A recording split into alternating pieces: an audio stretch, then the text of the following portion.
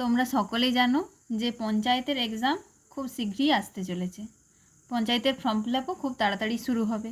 তাহলে আমাদেরকে পঞ্চায়েতের যে এক্সামের যে সিলেবাসটা সেটাকে খুব তাড়াতাড়ি দেখে নিতে হবে। তাহলে টোটাল কত নাম্বারের পরীক্ষা হবে, মার্কস কত থাকবে? মার্কস থাকবে 85 নাম্বার, তাই তো? এর মধ্যে কি কি থাকবে?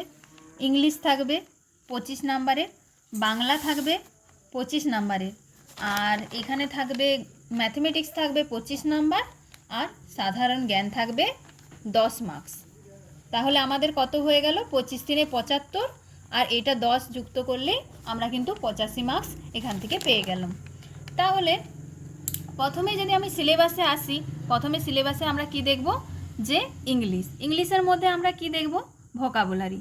ভোকাবুলারির মধ্যে কি হচ্ছে? প্রথমে পড়ছে ওয়ার্ড ফরমেশন, তারপর ওয়ান ওয়ার্ড সাবস্টিটিউশন, তারপরে আইডিয়মস অ্যান্ড ফ্রেজেস, আর সিনোনাইম অ্যান্টোনাইম। এই কটা মাত্র ভোকাবুলারির মধ্যে পড়তে হবে। পরেই আমাদেরকে কী পড়তে হবে? ব্যাকরণ পড়তে হবে। তাহলে ব্যাকরণের মধ্যেও বিশাল কিছু সিলেবাস কিন্তু পঞ্চায়েতের মধ্যে নেই, তাই আমরা খুব সহজেই কিন্তু এটা ক্র্যাক করতেও পারবো। তাহলে প্রথমে দেখতে হবে part of speech. Part of speech পড়তে হবে, আর্টিকেল পড়তে হবে, টেন্স অ্যান্ড টাইম পড়তে হবে, সেন্টেন্স অ্যান্ড কারেকশন পড়তে হবে, ভয়েস চেঞ্জ পড়তে হবে, ন্যারেশন পড়তে হবে। আর কি পড়তে হবে? যে অ্যাপ্লিকেশন মানে প্রয়োগ। তোমরা সকলে যেন কম্প্রিহেনশন থেকেই কিন্তু ওই ন্যারেশন, ভয়েস এগুলো সব কিন্তু একটা একটা করে কোশ্চেন দিতে থাকে। এরপরের সিলেবাস যদি আমরা দেখি, বাংলায় চলে আসবো। বাংলাও কিন্তু 25 মার্কসের এক্সাম, আমাদেরকে বাংলাতে 25 মার্কসের কোশ্চেন কিন্তু আসবে। তার মধ্যে কি হলো? ব্যাকরণ। ব্যাকরণের মধ্যে আমাদের কি পড়তে হবে? সন্ধি, সমাস, কারক ও বিভক্তি, প্রত্যয় পড়তে হবে, ধ্বনিতত্ত্ব, পদ পরিচয়, বচন, পুরুষ, বর্ণ বিশ্লেষণ, বিশেষণের তারতম্য, লিঙ্গ পরিবর্তন, ধ্বনি পরিবর্তনের রূপ, পদান্তর, ব্যাসবাক্য সহ সমাস নির্ণয় ও অনুসর্গ। তাহলে আমাদের ব্যাকরণের পুরো পোর্শনটা আমরা দেখে নিলাম যে ব্যাকরণের কোন কোন পোর্শনগুলো আমাদেরকে পড়তে হবে।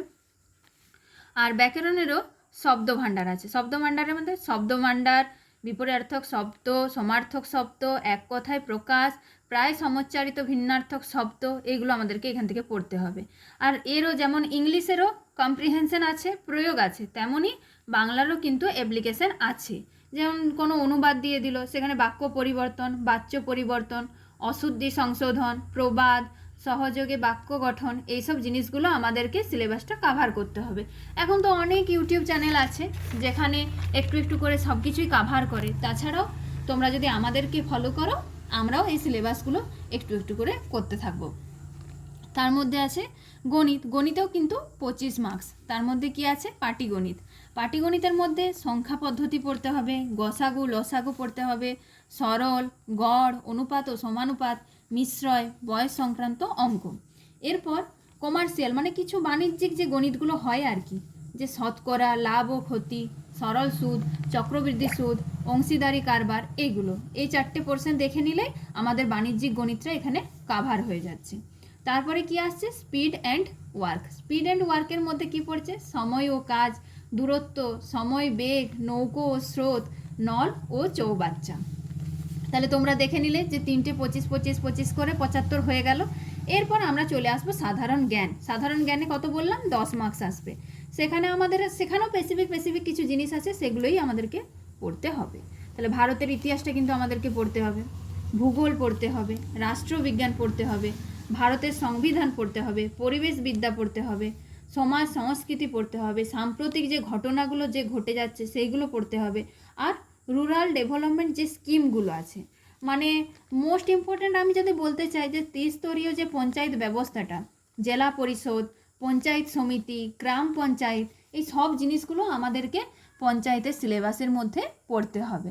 তাহলে তোমরা সকলে শুরু করে দাও। পঞ্চায়েতের সিলেবাস তো জানা হয়ে গেল, পড়া স্টার্ট করো।